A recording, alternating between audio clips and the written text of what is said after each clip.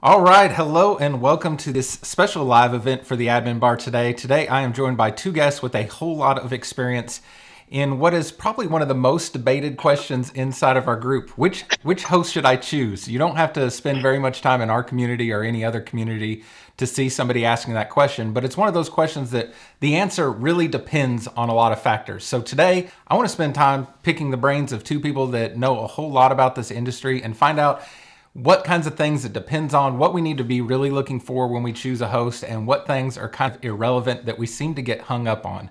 You know, there's all kinds of different websites out there. There's different kinds of agencies running things different ways, and there's lots of different hosts, from shared hosting to VPS to cloud to managed to non-managed to static. There's a whole lot of things to consider. So the goal for today's call is going to be to help us kind of analyze what we should be looking at in terms of what is our setup, what is going to be best for our clients, and then help us kind of narrow down the types of host we should choose for that. So like I said, there's no two better people I could ask to join us in this conversation here. So I want to give both of them a second here to kind of introduce themselves. We'll start off with Patrick. Why don't you tell us a little bit about yourself and what you do?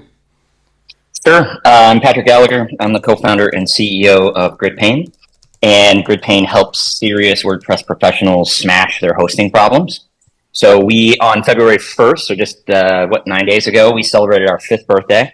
And what we do is we provide the most impact, I think, for large-scale agencies. So if you're just doing one website, we might not necessarily be the best fit, but if you're managing dozens or hundreds or even thousands of websites, particularly if you have customers all around the world, we connect to pretty much any data center on the planet. And so we can help you solve for pretty much anything out there. And so we fall in the self-managed space, which we can kind of get into as we go through all of this. But yeah. Absolutely. And a resident smartass inside the Admin Bar community. I forgot that part. Yeah. Not just in there. I try. Yeah, no, it's everywhere. It's everywhere. That's just where I know you from. Perfect. And also, Ben Gabler, you're the CEO of Rocket.net. So why don't you tell us a little bit about your background and what it is you guys do at Rocket.net? Sure. Yeah. Thanks for having me today. Kind of one of the hosting industry dinosaurs. I've been in the industry 20 years now. Originally started my first hosting company back in the early 2000s and joined HostGator. I think it was employee number 8 back in the day. And, when the company moved to Houston, I decided to start another company of my own, which was Host9. Grew that to just under 2 million in revenue, bootstrapped in my 20s. Sold that to HostGator, went back as COO. And, when they decided to sell the company, I kind of took a break. Did some consulting along the way, and then took on a senior product manager of hosting role at GoDaddy in 2013. Relaunched all the hosting products there, including cPanel, and was a big part of the managed WordPress product back then at GoDaddy. And one of the helped a lot with GoDaddy Pro, so really familiar with kind of the landscape of some of these larger hosting companies out there. And ultimately took on, after a couple of startups, did a chief product officer at a company called StackPath. Very similar to Cloudflare, at a much smaller scale. But, I had this idea at StackPath where, one of the brands we bought was Max CDN. And we would see a lot of users coming in, trying to use a CDN, trying to, set up their plugins to use it. And it was just kind of a very bad approach to just offload just static assets. So, we saw a huge churn rate. Kind of positioned this idea for us to build this sort of edge in a box solution for WordPress, kind of similar to what APO ended up becoming at Cloudflare. And the board was more interested in enterprise engagements. And, I had actually talked to Brian Jackson back when he was still at Kinsta, and it just kind of fell on some deaf ears over there. So I said, you know what, I'm going to go out and just, jump off the mountain and build a parachute on the way down. And, what that became was Rocket.net. So we took an edge first approach, really good friends with some of the leadership over at Cloudflare, and, leveraged the Cloudflare enterprise platform. Coming from an old competitor, they were the ones that we were always chasing from website delivery. So, there's certain things like origin timeouts and all these things that they had perfected over the years because they sort of started with websites in mind. So it was a no-brainer for me to partner with them, rolled out a, MVP in just a couple of months at Rocket, and kind of hit the ground running. Just yesterday, we announced a new private cloud platform that we've built to where we're vendor agnostic. I'd say we're probably one of the only managed WordPress hosting providers not on Google Cloud. One of the things I did from a product perspective when building this company was all these different companies, WP Engine, Flywheel, Google Cloud, like they're all doing the same thing. And at the end of the day, I'm like, I don't want to do the same thing. So we kind of took the edge and then took our own approach with bare metal. We control all the resources on there. Don't limit things like PHP workers and all that other stuff because, we have the ability to buy much larger hardware at a much more affordable rate. So, our company falls into definitely that managed WordPress space, but it really comes with a lot of different tooling where, customers don't have to go out and buy these things. They don't have to become, get their PhD in CDN optimization and things like that. Fantastic. Well, that'll make for good conversation here as we kind of compare and contrast, since y'all are in a little bit of a different space. I think people were hoping for like a UFC match, but I don't think we're going to get into that here. No, not at all. Actually, it's so to give the listeners some background. Patrick made a comment in his group today. Like, we became friends very quickly off of the most bizarre introduction ever. Like, literally somebody was trolling a live chat rep of ours to the point where I was like, yeah, like Patrick's kind of edgy in these groups, but they wouldn't do that. So I reached out to Patrick. I'm like, hey man, we should talk. And we jumped on a call and I was like, wait a minute, did we just become best friends? So yeah, like Rocket and GridPane, like we have hats with both our logos on there. And, I think one of the things that really brought us together is we kind of share the same passion for the customer.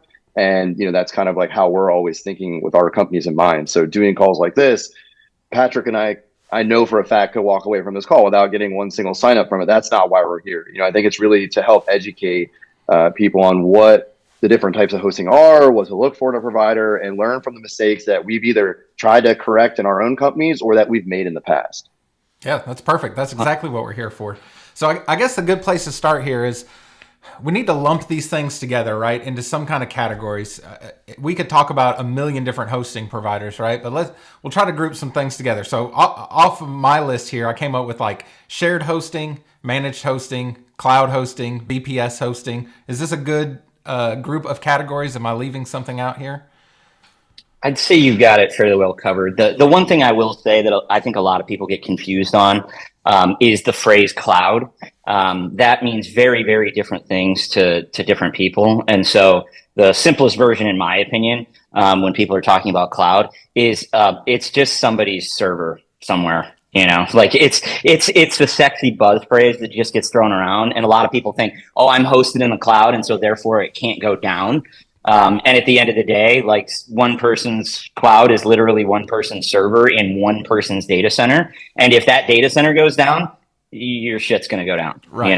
And so, but certainly, yeah, I mean, there's shared, which a lot of people start at, Well, why don't we start there at shared hosting? So obviously this is most people's introduction to hosting, right? They get some kind of offer that's like, sign up for $3 and we'll host your website for the year, unlimited everything and emails and all that. And I still got a HostGator account that I came into like that, right? So obviously those are some of the biggest players in the market, right? As far as how many customers they have and probably how much money they're making. So there's got to be a space somewhere in here for them. And Ben, since I know you worked for some of these, what would you say is like, what is the shared hosting good for? So for the first thing I'd like to kind of put out there is shared hosting is a very loaded term, right? So like, kind of like Patrick just talked about cloud is shared, right? So the VPS that you spin up on Vultr is shared. The containers that Kinsta are running are shared, right? And they're actually shared 2 levels deep. So not only is the container running on a host node that's shared with other containers, but that host node that's running what's running the containers is shared at other Google Cloud customers, right? Like, that's how their platform works.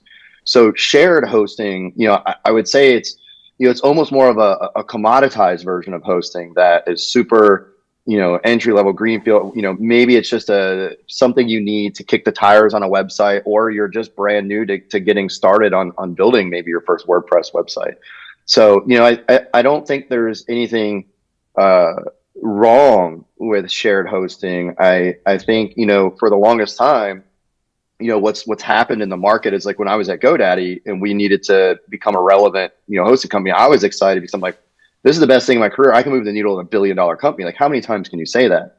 And it's because GoDaddy sucked at hosting, right? Mm-hmm. And we needed cPanel. And back in 2013, cPanel was the product. right? So a lot of these companies were selling a SSO into cPanel if you were lucky. Otherwise, it's like, here's your cPanel login, like good luck. You have like 16 different control panel logins, and it was just a nightmare. But that's what the world was used to, right? That's what it was. Then you had managed hosting starting to come out with your Pagely and WP engines of the world, and GoDaddy getting in there. But really, what the shared hosting is, what you're seeing now is cPanel is no longer the product, right? Like, especially WordPress customers are looking for a solution. Doesn't matter if it's cPanel, CyberPanel, GridPane's panel, Rocket's panel. They need a WordPress website online. And I think when you look at the HostGators of the world and even GoDaddy's shared hosting, I do think it serves a very good purpose in the market to help build the market at an entry point. But what ends up happening is there's so many constraints, whether it's inodes or CPU or RAM or whatever it is, that they really limit these sites to. People end up becoming frustrated and willing to graduate to a $30 plan because, by the way, their renewal cost after the first 2-3 years is going to be more than that anyways, right? Yeah. So, yeah, what I personally hope to see is somebody who's been around in that space for so long is, I really hope to see this innovative approach to building solutions on that space, and less of the like bait and switch, like, oh yeah, it's $3 a month, and then all of a sudden it's 15. It's just it's kind of like a sleazy tactic, right? And you're seeing a lot of people that, even in the admin bar, the WordPress hosting group, I don't understand, like, I don't know how many names we want to throw out there, but blank company just sent me an invoice for like $700, and when I signed up, it was 150 WTF, right? And that's a huge part of it. So, does it serve a purpose? Yes. I hope to see some better ethics and things go into it as time goes on. But I think you're also going to see the gap get a little bit bridged between even a self-managed solution and even a managed solution. Mm-hmm. One thing I think is worth pointing out in the context of shared and like the big box hosts is people see this incredibly low price point, but to the point that Ben's making, like when you're GoDaddy or when you're EIG or when you're one of these mega players, the name of the game is density. It's how many asses can we get in these seats. And so a lot of the problems that you see, especially as you're scaling, you're getting more traffic, you're getting more concurrent users on your platform. When you hear this noisy neighbor problem, it's because there's 3,000 other people on the box. Okay. And so it's perfectly fine. A lot of people can start at HostGator and they could be there forever. Generally, the reason that works is because most sites don't get any traffic. So it doesn't matter that you don't have any resources, but what a lot of people start to see is that it's like, yeah, I'm only paying $5 a month. I'm only paying $10 a month, but it's like, yeah, you're getting 25 cents worth of resources, and so and then you end up paying a lot to ultimately solve the problems of your shit went down, and it's like, so shared hosting is really, really, really cheap until it isn't. You don't even need the renewal to kick you in the ass, to ultimately discover that it's really expensive. Yeah, and like I said in our email call, all my NDAs are expired, right? So it's fair game. But I can totally vouch for exactly what Patrick's saying, and this was even a problem I tried to solve at Host9. And let's think about reseller hosting. I don't even know if we mentioned that category, but that back in the earlier 10 years ago, that was a huge market, and that's what Host9 really did its best in. And the problem was, we would sell back in the day at HostGator, traditional reseller hosting, and I think we would put like 80 resellers on a single dual Xeon server way back in the day, right? They were great servers for their time, but 80 resellers. So the problem is, if all 80 of them are successful and have a booming business, they're going to max out, vertically on this single server. So what we built at Host9 was a way for them to spread they would create a site US East, but it might be on like server 5, and they might have one on server 1. But that was kind of this problem that you saw, where it was just bin packing based on a number. So like even at GoDaddy with the shared hosting, I want to say it was like 800 accounts to a server, which actually isn't that bad. I remember certain industry people being like, you could go to like 1,500. I'm like, nope, not worth it. Our margins are so good. Like, we don't need to. And even 800 is still a lot. But the problem with that was, something that like we've solved, that I know Patrick has as well, is there is no special number, right? And we get asked this all the time: how many websites are on one server? I don't know. could be Yeah. 100, could be 300, could be 50. It just depends, right? Because we balance based on consumption.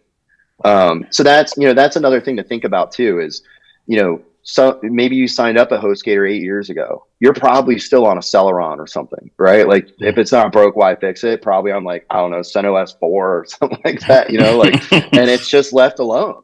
So, you're kind of missing out on the evolution of like Patrick's testing these crazy AMD processors right now. Why? Why not? Like, let's keep pushing the needle and get some more performance and more bang for the buck, because let's follow that evolution of hardware, right? So it's definitely interesting to think about that sort of bin packing, as we like to call it in the industry. Sure. And I think, like we kind of talked about, that's the entry point for a lot of people because of the price tag, right? It just makes it easy to get in there and get a website up and going. Now, I would imagine most of the people watching this are running an agency and taking things a little bit more serious and probably have graduated from that a little bit. I know one of the questions that we got over and over again inside of the registration for this event was kind of managed versus non-managed hosting. So, Patrick, would you have a good summary of what the difference is between those two? Yeah. So the hyper short version of what I believe, and I'm fairly certain Ben would agree with this, and anybody that's been around long enough would probably say the same. So I think there's 5 main pillars that exist within managed hosting. And that's staging, updates, backups, security, and performance. Okay. And so these are the key things that, Ben mentioned Pagely. Pagely's the OG of this space. They're the very first ones that said, okay, let's not have Softaculous installed. Let's not have 700 different scripts and different packages available inside of our hosting platform. Let's just do WordPress really, really, really well. And so I think when you're looking at managed, when you're looking at the traditional, the Flywheels, the Kinstas, the WP Engines of the world, those are the key things. You've got staging environments. Generally, they're going to be updating your plugins and themes, and certainly core, they're going to be handling that for you. They're going to be handling backups for you. They're going to be doing things at the server level and kind of hopefully the upstream CDN level with things like Cloudflare Enterprise.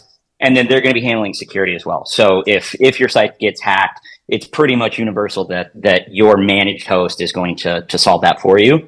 And then unmanaged is sort of just none of those things, and so you can go direct to DigitalOcean and spin up a droplet there with their like app, their WordPress deployment, and it'll work. But at the end of the day, if you get hacked, that's on you. If you need, plugins, you need to install, backups, you need to install a plugin that will handle those backups for you. And so unmanaged tends to be a good solution if you want to learn a bunch of shit, like if you want to go way down the rabbit hole and educate yourself, then you can run some of these sort of unmanaged solutions like a CyberPanel or a Run Cloud or Easy Engine, something like that.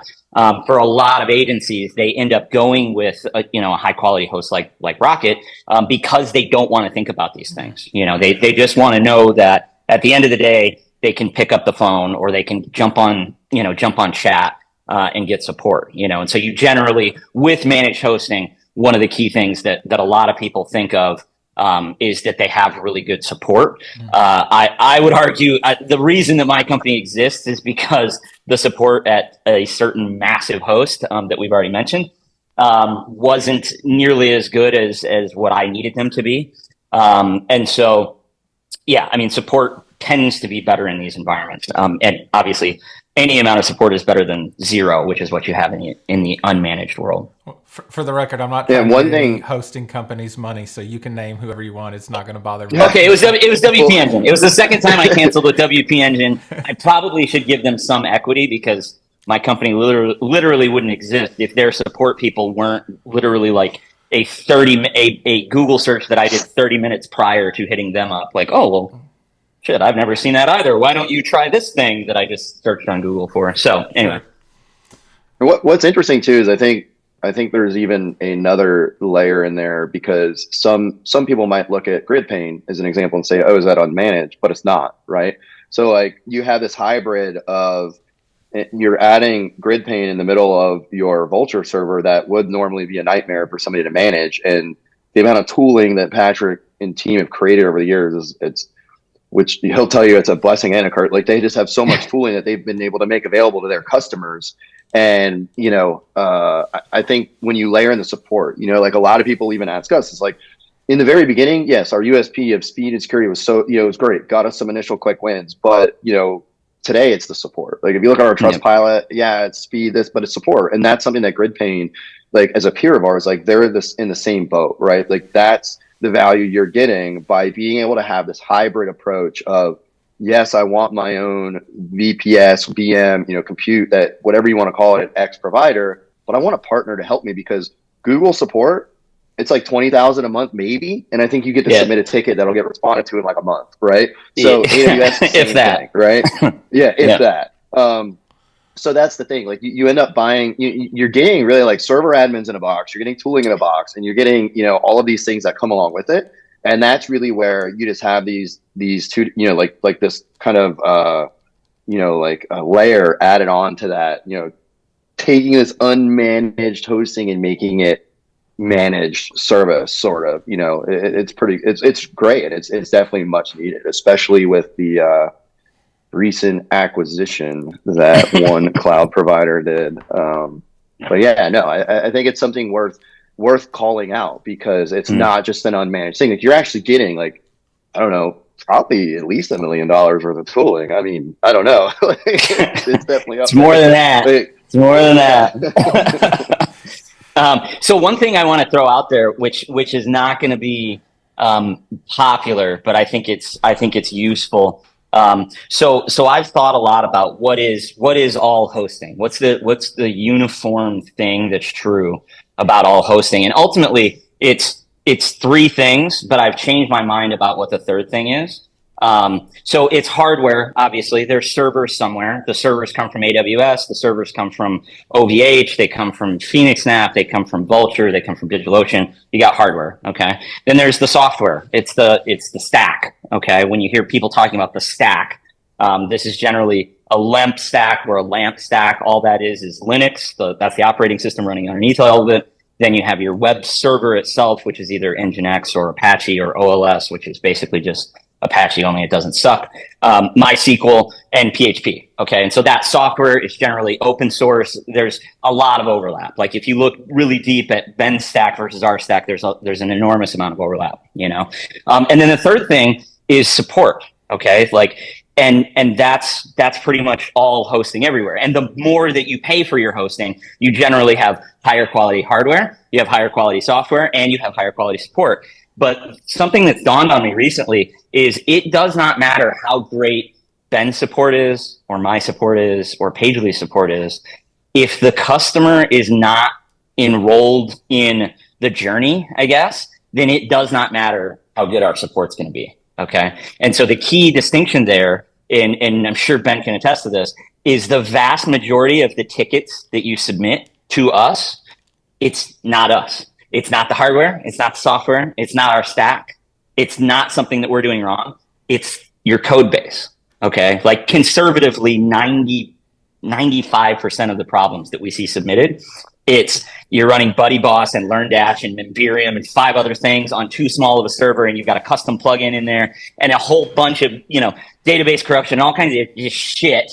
And it's like, hey, everything's on fire, fix it, And it's like, if you're not actually enrolled in the fact that your host is there to help you, then it won't matter what Ben's team says, because you'll go, well, no, that's not it. It's something else, And the distrust that exists in our ecosystem, it's very real, and it's justified, because a lot of people have been told by their host, basically the solution to every single problem is upgrade. Money. Just go to the next plan. Like if you're hosted at WP Engine and stuff's not working right, it magically gets solved if you just give them another $400 a month.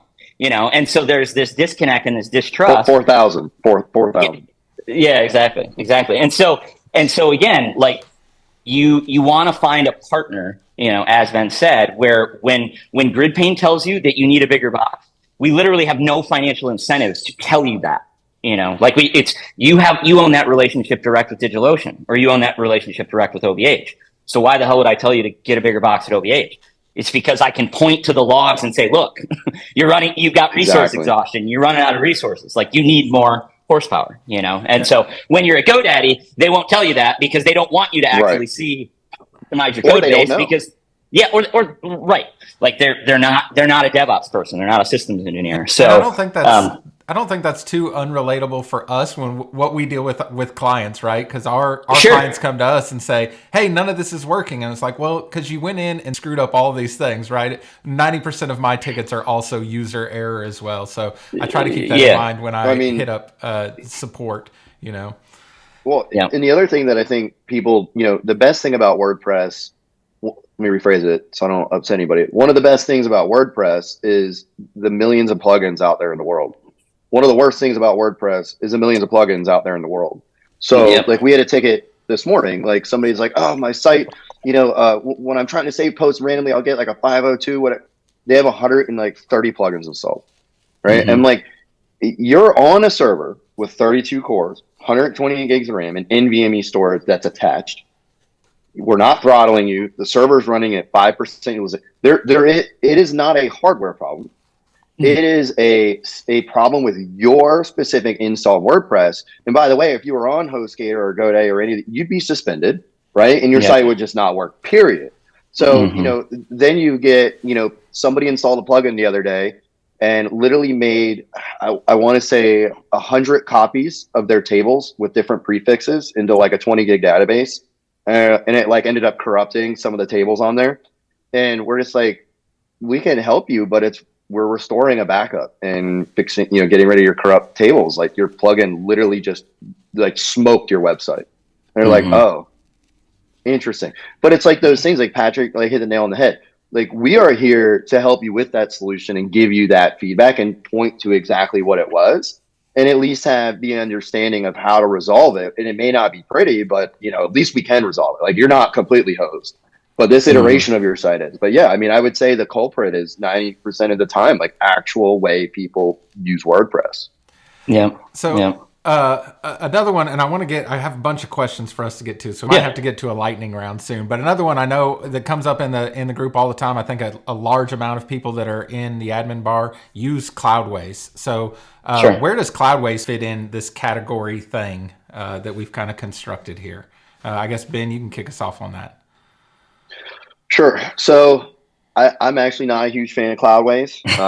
They literally rip copy off of our website for Cloud for Enterprise. We know this because we have, I guess, relationships with some of the employees, and it was said that Rocket was a huge discussion internally, and that's where their Cloud for Enterprise stuff came from. I also think they undercut the market like without any knowledge on what they're doing with their bandwidth pricing and just really building a solution they didn't understand. So personally, not a huge fan. I also, think, the support is not what, like, according to our customers, when we see the migrations, the support is just not there, whether it's a long wait time or just the inability to get actual, like, super technical support. Now, granted, that's not to say you may be able to have an interaction with XYZ employee here or there in chat. You might get some help. But from what the general consensus that we've heard is, the support is not, and same with WP Engine, like agencies that are flocking to us and Patrick are like, I don't want to be number 41 in line. Like literally we've tried to help people migrate their stuff and we've been in chat trying to help them on that side of the fence. And it's like, it's 30-minute wait times. And, like for Rocket, people are like, okay, cool. Like how does Rocket not do that one day? Like when you grow, and the answer is this, like, we don't do any marketing, right? And when I had my team on site, the first one of this year, it was a team building event. I'm like, I want you to build a marketing plan, sales plan, this, that, yeah. Then we're going to put it on a shelf. And they're like, wait, what?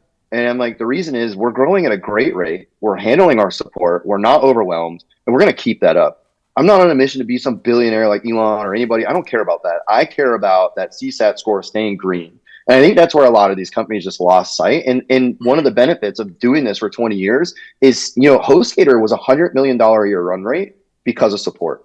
That's it. All we sold was cPanel hosting. There was nothing special. Yes, the servers were configured by one of the smartest guys in the world. Yes, there was a great tech team there, but it was cPanel with amazing support. And, I think for us, like, our, green, yellow, red is really about is our support. Like, are we handling it? Are we overloaded? This, that. And in a day, we do the volume as a company that one rep at Hostinger will do in a shift. right? Mm. So, I think when, you look at Cloudways and all these companies that, nobody knows what's going to happen with this DigitalOcean acquisition for sure. I already know like some of the leadership has moved to different areas, but, they're focusing on all of these different things. You don't really see a whole lot of specific WordPress focus anymore. So, personally, I think Cloudways fits into, I think years ago they might have been closer to what GridPane is doing from a tooling and support approach. I think they've kind of lost their ways, like other companies in our space, on the support and even some of the tooling stuff, and just falling behind and getting very, comfortable. So I think, I think they're more leaning towards that lower end of the unmanaged versus a little bit of management on top. Whereas you have Patrick's team that just goes hard in the paint and like does whatever it takes. Yeah. So I don't have a great opinion of Cloudways either. To be fair to them, though, I think that value for money. I would certainly steer people in that direction over all kinds of big name shared players. Like for similar price points. My biggest problem. So it's funny. You mentioned they ripped off your copy. Like we have a feature and we've had it for a number of years called Update Safely. They have something creatively enough called Safe Updates, which is kind of the same thing, only really slow and not as good. But the biggest problem that I have with them is that they are thought of as a managed player. And I just don't think that they belong in that conversation. They do not belong in the same sentence as Pagely, Rocket, WP Engine, Kinsta, because they just are not paying enough for their support. The dollars just aren't there to support having a really high quality, DevOps team, basically, and so they're thought of as managed. And it's like, they have basically a sexy UI that again, it's their software that talks to hardware that they don't own. It's AWS, it's GCP, it's DigitalOcean, it's Vultr, it's Linode, it's all the same, providers that we connect to. And then they have this support. And the thing that you see is that the reason that some people will say, oh, the support that I got at Cloudways was amazing, and then you'll have other people that'll say, no, the support that I got at Cloudways was shit, is generally speaking, if you have a simple problem and it's a read the manual problem, they can help you get unstuck with that fairly quickly, and they generally have, I would say, faster support, not necessarily great support. But if you have a serious DevOps problem, there's nobody behind the wheel that's a DevOps stud waiting to handle your problem. Even like I've talked to people that have like the $500 a month extra stuff. It's like, there's no shit hot systems engineers just waiting to solve a high concurrency problem, And so, that's my, let's end it this way, right? Hats off to them for selling their company for $300-something million. Hey, at the end of the day, they're doing something it a bad right. Company? No, I don't think it's a bad company at all. I think, and again, I know like we're very passionately opinionated based on, I think a lot of the customer frustration bleeds through to Patrick and I because we rescue people like all the time. But at the same time, yeah, it's a good company. They're not a bad company. They're not robbing people. They're not cheating people. It's a good company, right? And they had a phenomenal exit, and they created something that was unique in the space at the time, and I think they did a good job of that. But again, I think the problems that Patrick's company and our companies are solving is we're innovating, right? Like we're building net new. Like Patrick's got this badass client portal they started building because the feedback was, man, like there's so much to do in here, but it's kind of hard to use. So what do? They're building a badass portal that can do like a Swiss Army knife. Like you use it, your customers use it, all this cool stuff. And they're always like building new stuff. We're always building new stuff. We're not looking like, okay, cool, what did GridPane do? We should copy that, right? Like we're both kind of like just innovating and trying to build a solution and something like value for these customers. And I think that's kind of where Cloudways did that years ago. And it's just not something you necessarily see on the forefront today. All right, yeah. Let me try this on. Part of my goal here today is to help people figure out like what questions should they be asking themselves, what things should they be looking for in a host. So let me. I didn't quite plan this, but I'm going to see if we could do this through a little bit of an exercise. Okay, so sure. I have very few good things to say about Cloudways. I'm also a Cloudways user, and all of my client sites are on Cloudways. Sure. So, I'm going to tell you my situation, right? Where I'm at with my agency, what I'm doing, what I'm paying for this and what I'm getting for it. And I would love to hear y'all consult me on what I should do differently, right? Like if we're just friends and you're trying to help me out, right? Sure. And I think maybe this exercise will help other people, even if they're not in the same situation as I am. So I have I went and looked this morning. I have 67 active installs on Cloudways. It's spread across 6 different servers. But I'm constantly Good job. I'm constantly job spinning up new websites, deleting ones. I'm tinkering with stuff all the time. I got an Insta WP account just to tinker, and I only kind of use it. Most of those servers are Vultr high frequency servers. I think there's one DigitalOcean one in there.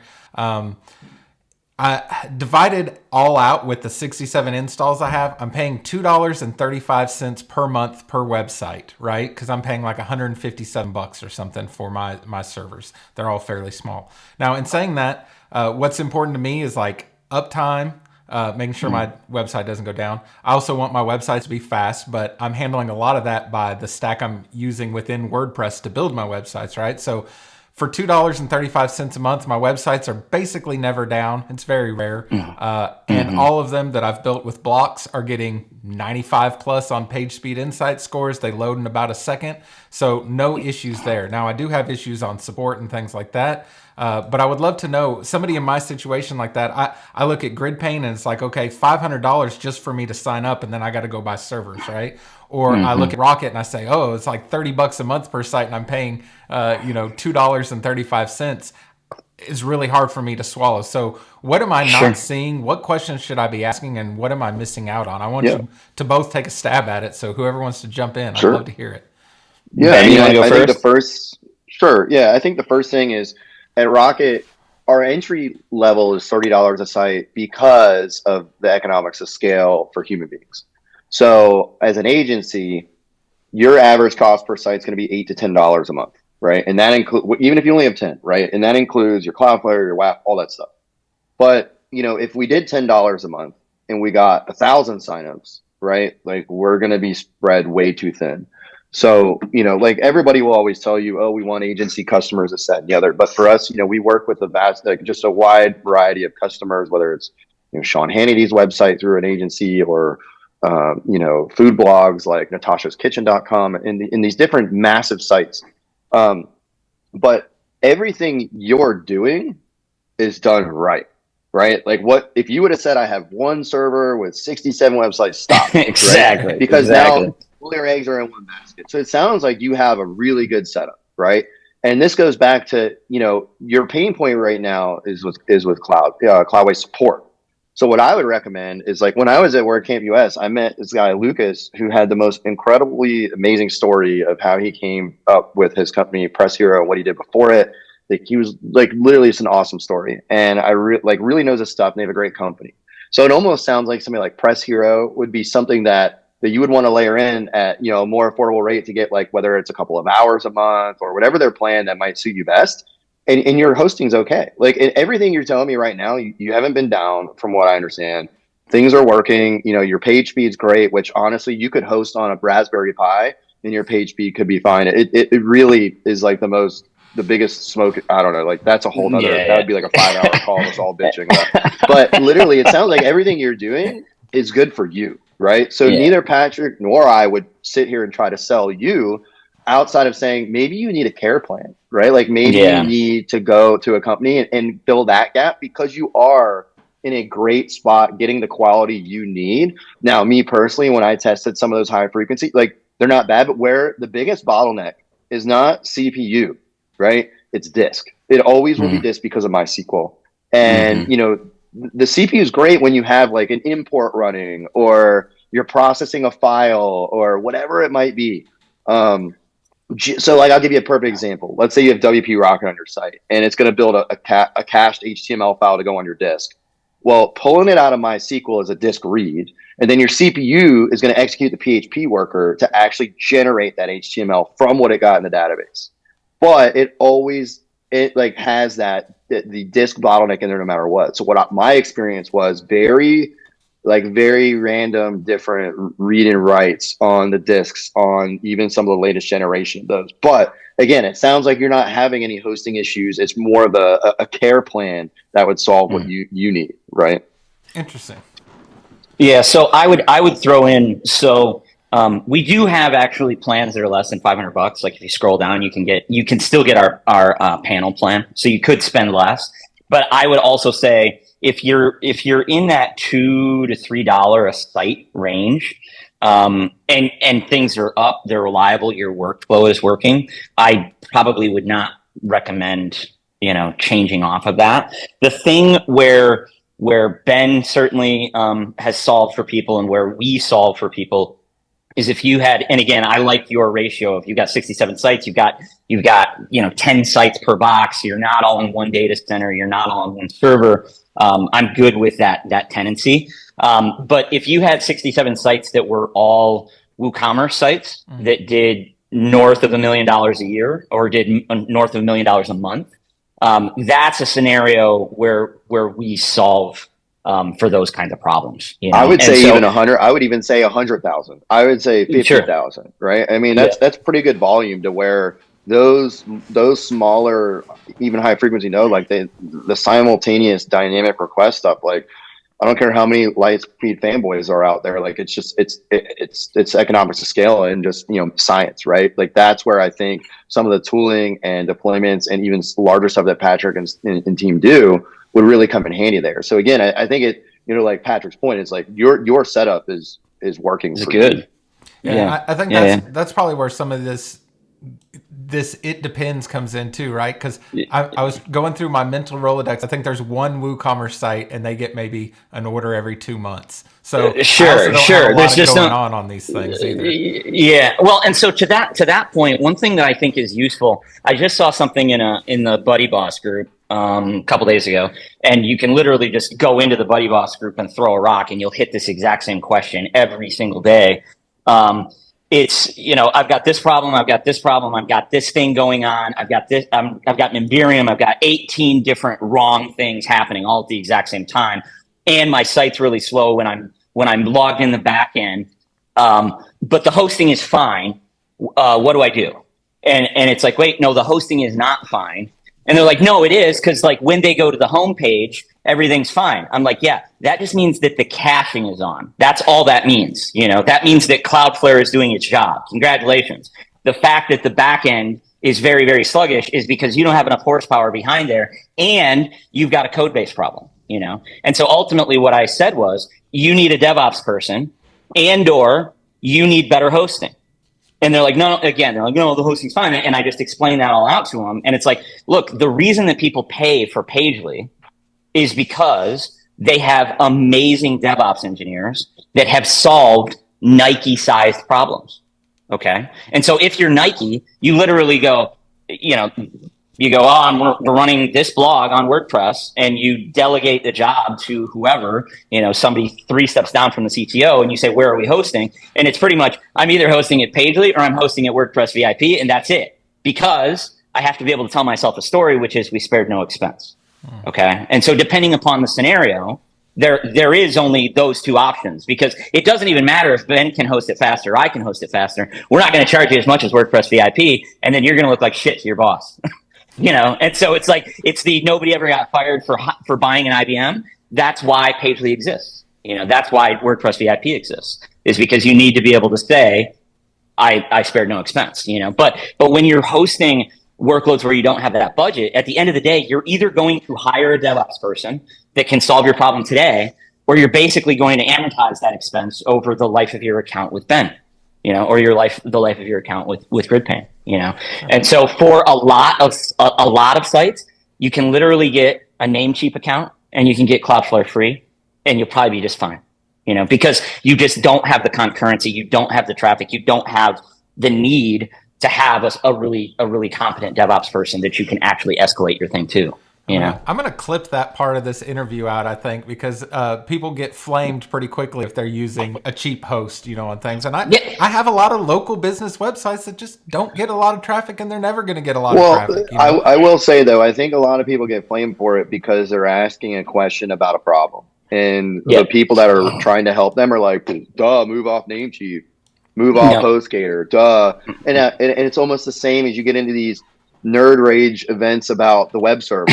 Right. And it's like, man, like, at the end of the day, like I will admit, like the biggest flaw is Apache because of its threading and how many requests it can handle versus Nginx. Like it's insane. Like Apache will choke before you even get close to maxing out CPU or anything like that. But the reality is, I think that's people's. It's like calling Dell back in the day, right? They're like, did you reboot? And that's basically step number one of like, I'll give you another good example. cPanel, I swear to you, had a script called /scripts, fix everything. And anytime there was a problem, you ran that script in 2008 and it fixed the problem. I don't know why, don't know what it did, but it was just one of those things. So I think what you see is a lot of people are like, oh, duh, move off SiteGround, move off, Namecheap, that's your problem, because the problem, they're coming in with an issue like, oh, I don't understand why I'm getting a 500 error. And it's like the PTSD and beat dog syndrome of going through it for so many years with the commodity limited constrained accounts. People are just like, dude, step one, move, right? And it's Leave like, go yeah, to it. maybe Right. Maybe it's just a broken plugin. You know what I mean? Yeah. Yeah. All right, so we got a bunch of questions here that people registering for this event submitted. So I'd like to get through. I think there's about 10 here. I'd like to try to get through. We got about 15 minutes left in this, so we'll see what we can do here. Let's do it. I'll leave the questions open. Whoever wants to jump in can answer. We'll probably step on each other, but it's okay. All right, so this person was asking about WordPress multi-site configurations.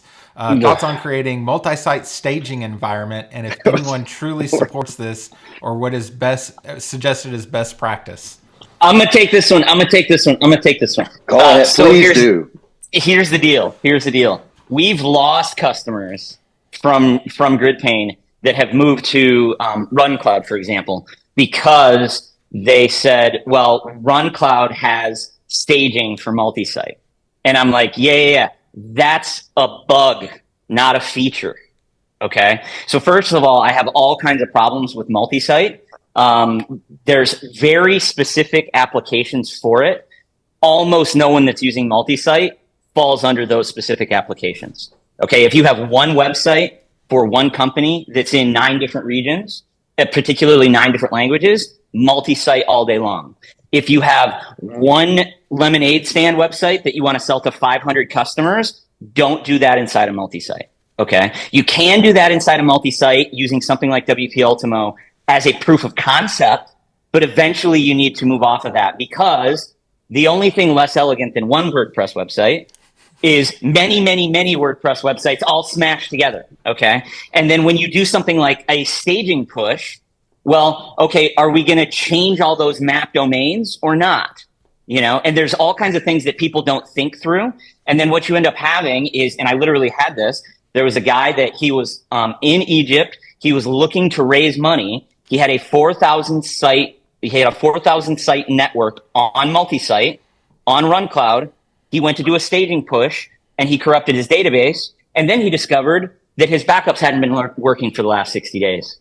And he came to me and I said, you can throw thousands of dollars at me. I'm not touching that website with a 10-foot pole. Okay. Because he didn't know how many of the 4,000 sites were corrupted. Okay. And so I think that multi-site staging is something that you can do if you know what you're doing, but almost none of the people who are doing it do. So don't, I guess. That's my answer. Good answer. Agreed. The 2 use cases, just to throw in there, I agree. Patrick, nail on the head. The different languages totally makes sense. The other way that I have seen it actually done in a really good way, because it also uses subfolders, is like a lot of theme developers will use multi-site to have a different thing for each theme. Sure. Makes sense, right? But other than that, you don't need staging, right? Like personally, I just think multi-site should never exist. But that's that's it. We can go on that for an hour. So next. Yeah. All right. Using your magic 8-ball, what do you see as the next big thing in hosting for the next 5 years? The thing that Ben just did and the thing that we're going to announce before the end of the month. All right. What did Ben just do? Ben, you want to talk about? So we just launched. Yeah. Yeah. So we just launched our private cloud platform. So basically, kind of like I mentioned earlier, we've been leveraging our own metal that, we don't own the metal, but we lease. Here's what you're getting. Here's how you manage it. And we've done that since day one. And, we ran into some limitations, like, cool, we were using SSDs at first because they're better than SATA drives. Bam, NVMe is the new hotness and it's way better. And it is. So we had these legacy servers, and it's like we were trying to do, RAID mirroring to like kind of lift and shift in place with a reboot. And it just wasn't worth it. I'm like, man, what can really solve this is like if we put a shim virtualization layer and made one VM per box, and it allows us to actually treat this hardware like, it's basically just a piece of hardware, and we're completely vendor agnostic.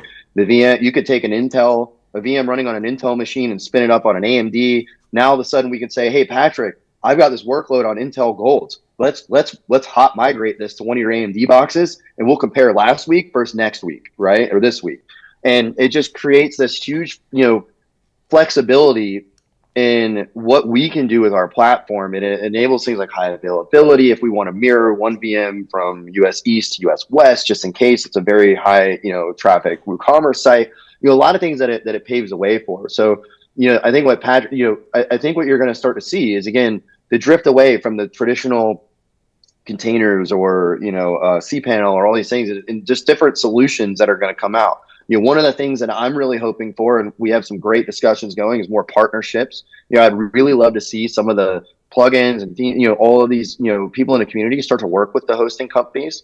I would love to see Automatic work a lot closer with the hosting companies. Like, I truly believe there should be a hosting day, at WordCamp, not just a developer day. I think there should be that, right? I think you're just going to see a lot of the community come closer together and figure out how to continue to champion WordPress for, managing half the internet. And it's one of those things, like, not one hosting company together can do it. Pat, you have two hosting companies on this call. Like, we constantly talk about whatever's going on, whether it's a security thing we see, whatever it is, to help each other because it helps our customers, right? And I think you're going to start to see and continue to see even more of these, different plugins and service providers out there in the ecosystem teaming up to continue to champion WordPress, to where it's at. We're at least seeing them get bought up by hosting companies. Yeah, yeah, exactly.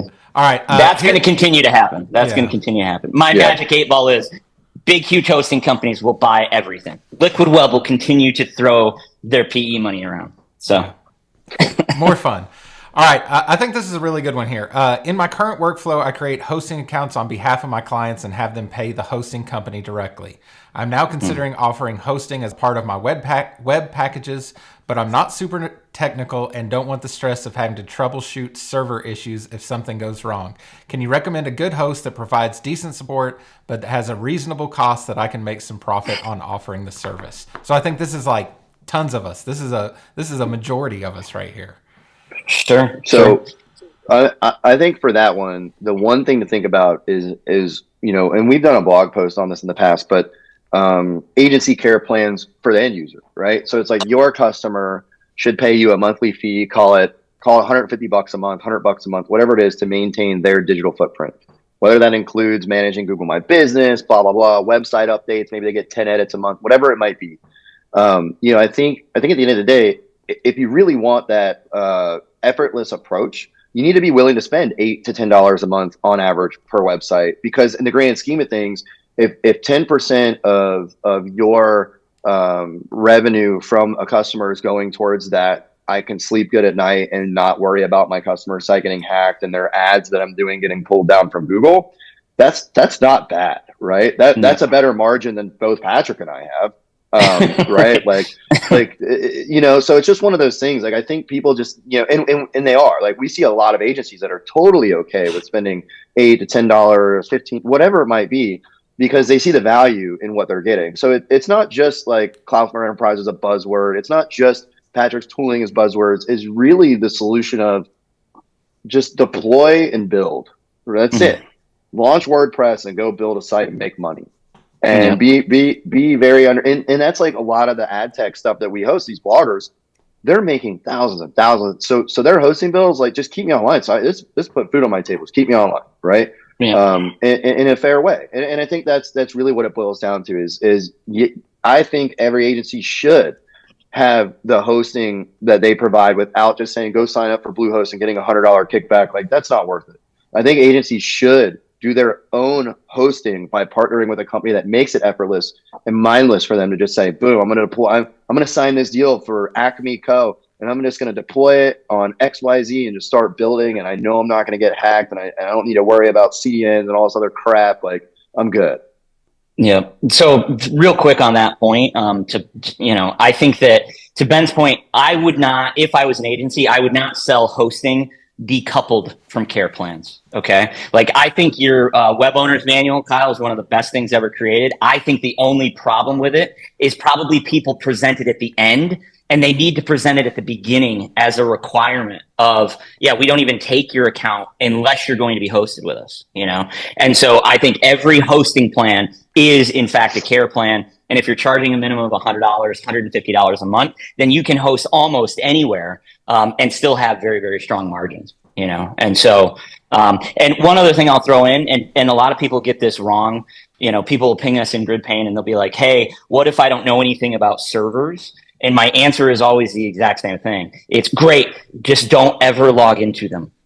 That's all you have to do. Like, we built the thing literally so you don't have to do that. Like, people see our platform and they go like, oh, there's 900 dials and there's this nuclear reactor and there's all these settings. And it's like, yeah, there is all of that. But if you want to, just don't touch any of that shit. It's sane out of the box. And so, yeah, that's my thinking on that. It's just charge more. Don't go cheap, and you can have very, very good margins as an agency reselling your own hosting. Yeah, I know a lot of people that I've talked to that just, they're kind of like me, where half the things y'all have said today, when it got into like some nerd speak about server stuff, I have no idea. I'm just nodding along like I know what y'all are talking about, and I don't. I know a lot of people in that have gone to places like Kinsta where they just said, you know what, yeah, it's really expensive, but I'm charging more than that anyways, and I never have to think about it. And there's something to be said for that. That's not a bad place for your agency to be in. Yeah. All right, so let's see here. I think we'll go with this. cPanel, yay or nay? Yay, and here's why. Let me rephrase it. Depending on your use case and needs, right? I give it a yay because it's been around for over 20 years, and they have one of the strongest development teams in the world, and they build a control panel, right? Yeah. So they get a yay. And now there's several things. I think as a company, the lack of sort of innovation, like cPanel it's not the same product it was 10 years ago, but it's they've spent a lot of time reworking, theming and this and that, and paving the way for what they're going to be able to do. So I do think, refactoring a lot of the tech debt that they had over the years, I think cost them a little bit of the race. But it did allow them to get a much better car for the race. I work pretty closely with the Web Pros team. I've known them a very long time. I know they have very good intentions towards WordPress in the community, and they want to try to find a way to provide a better solution for that. I know they're working on it. But from, I think the nay is cPanel as the product, right? Like, use cPanel as an orchestration layer without reinventing the wheel, right? And I think it's a yay, because you can build something really, really powerful on top of it. It's not perfect. It is pricey, but at the same time, that does play into my, I don't think there should be $3 hosting. I think Site5 and HostGator and companies shot the industry in the foot when they did $3 unlimited hosting. So yeah, I mean, I think it depends on what you're needing, but quite honestly, I think it's a yay, just because of the focus on it, the money behind it. They're profitable. They're not going anywhere. I think they definitely have some work to do when it comes to how the PE firm really drives a lot of the spreadsheet pricing decisions. But yeah, I mean, I think I will say Web Pros is a good company with a good product. I'm more of a nay, but of course I literally built, I went the exact opposite direction, like Ben and I built two similar companies in radically different ways. And so there were very, very specific things that I wanted to be able to solve for, and we have solved for them, and so the nice thing is that I do definitely think at the end of the day, like, in cPanel's defense, in SiteGround's defense, in EIG's defense, we see people all the time like, hey, is anybody having trouble at Bluehost? And it's like, yes, of course they are, because they're hosting 5 million people. And if all of them only have one website, and it's like a fraction of a fraction of a fraction of 1% are down right now, that's like 50,000 websites that are down right now. And as we said, 95% of that problem is actually the code base and not cPanel and not the host, you know? And so I think that certainly when you see cPanel done right, and you see value stacked on top of it, the way that they do it at Rocket, then I think definitely it's a yes. And it is very reliable and it's very, very proven. I don't see them innovating nearly. I mean, I've seen them sort of sit still for the last 10 years, and it's part of the reason that my company exists. So I should probably send them some equity as well. You're just giving it out all over the place here. Yeah. Today. You want some, Kyle? I'll send some to you. Sure, yeah. I just want that co-branded hat. You know, I'm a hat guy and I don't have a hat. Yeah. So, all right. So we're running against time here, and I don't want to take up too much of y'all's time. We had some good questions. I think the best one on here that I would like to ask, but it just takes up way too much time. I know this is a huge problem for agencies like mine, is like how do you predict how much hosting resources you're going to need? I know that's a huge can of worms, and there's probably a million questions that go into that, but I would love to have another conversation maybe in the group about that one day.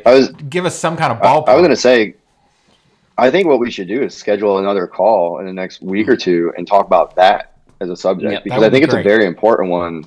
Yeah, that would be awesome. All right, so I want to end this up by saying that you know, obviously there's a million different hosting companies you could choose. There's only 2 that are here inside the admin bar with their founders, their CEOs here answering questions and not bombarding you to sign up or anything like that. So I want to give both of y'all a huge thanks for that. That's really important for the health of our community to have like people so knowledgeable that were willing to come on here and share. So I'd like to give both of you some time to just tell us like, what are the ideal customers for you?